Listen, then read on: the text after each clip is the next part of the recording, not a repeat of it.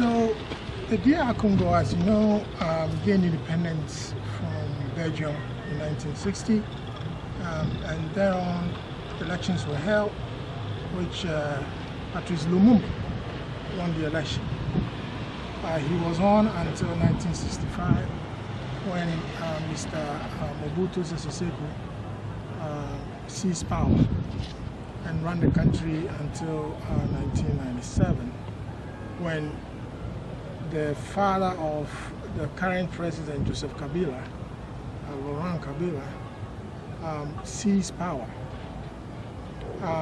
In the 90s and early 2000s, there was civil war, the first Congo War and then the second, in which over 3 million people died. In 2001, thereabouts, Mr. Kabila Senyo was killed, and his son took over, holding the country until in 2005 there was a constitution which was drafted and adopted, and in 2006 elections were held, which Mr. Kabila, Joseph Kabila, won. And then again he won another election, 2011. Mr. Kabila, during the term, was limited to 2 terms. His 2 terms ending this year. So elections were supposed to be held in November 18th. But in September, the Electoral Commission said that it was not going to be ready to hold the elections until 2018. Saying that the electoral roll that it was supposed to put together and the logistics were not available. In fact, during the recent elections, the donor community provided almost $460 million to support the election in the DR Congo.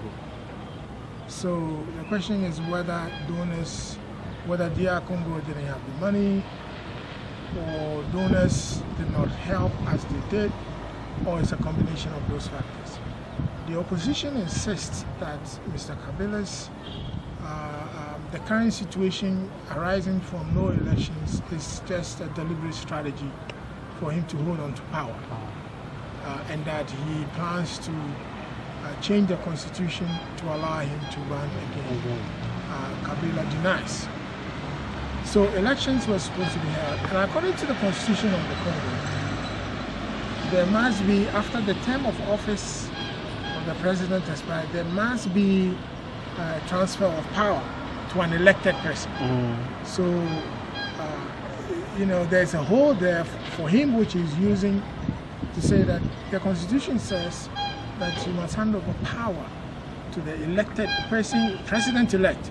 So if there's no election, there's no president-elect. Therefore, he will not hand over power. But that speaks to just one side of it. What it should be the prevailing position is a position of the law which says that the president has 2 terms, 2 5-year terms, so that whether there's an incoming president or not, your term of office expires at a certain date. Okay? So you do not have power as president after your 2 terms, which ends on a specific date, like in Ghana. If President Mahama's term of office starts from January 7th to January 7th, it will expire. Okay? So if we were not able to hold elections, he still cannot hold himself as president because it's from a date to a date. So then you have to have an interim government that will oversee. So that's what should have happened in the Congo, that there was no election. In September, following the announcement by the Electoral Commission that elections will not be held until 2018, people took to the streets and people died. There were clashes, people died. Mr. Kabila himself said that he was going to have an interim government after when his term of office expires, which expired December 20th. This week. This week. You know, but then he changed his mind. And it said has expired already. His has expired. He changed his mind.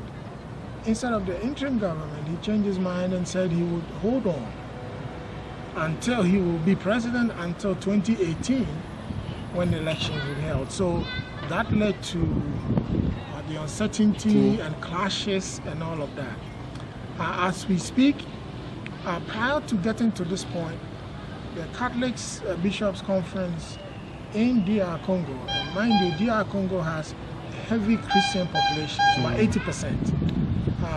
So they had been mediating and had been mediating between the parties. One of the parties led by Etienne Tshisekedi, a very popular opposition leader. And so there's been a deal today where there's going to be the interim government. Interim government is going to be led by Mr. Kabila.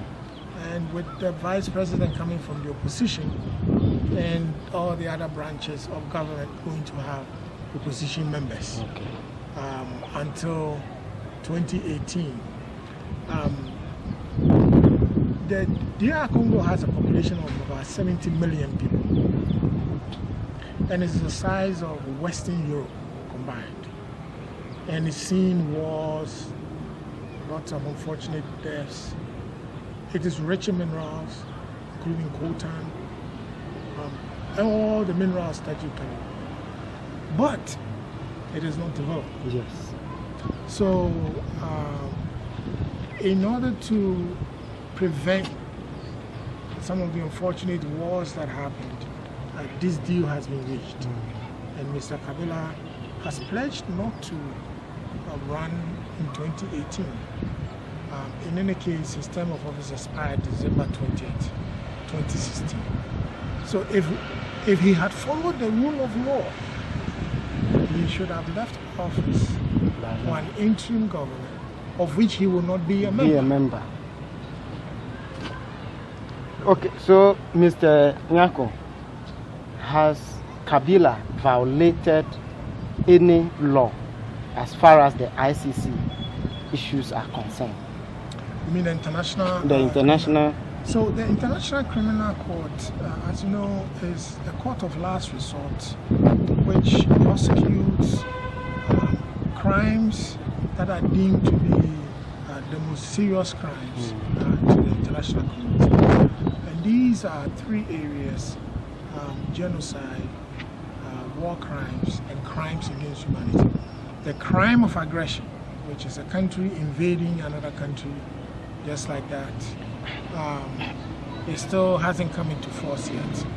So, as to whether he has violated international crimes, will have to be situated within the context of the atrocities that happened.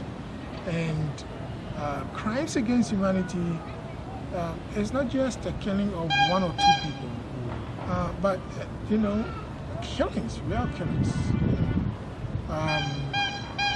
And so we will have to look at the facts and to see whether the facts fit. Within the international justice sector, there haven't been that much discussions about the level of violations that he's been involved in. I think he is cleaner than Mr. Jammeh, for example, who fears that he could be taken to the ICC, and that could be one of the reasons that he is holding on to power. So the DR Congo, the facts and circumstances will have to be examined. But DR Congo, recently there was a case which went to the ICC involving one of the rebel leaders, which found the person guilty, and he's been serving his sentence. After serving his sentence, DR Congo has been requested, and the person is in Congo, and he's been tried for other crimes that they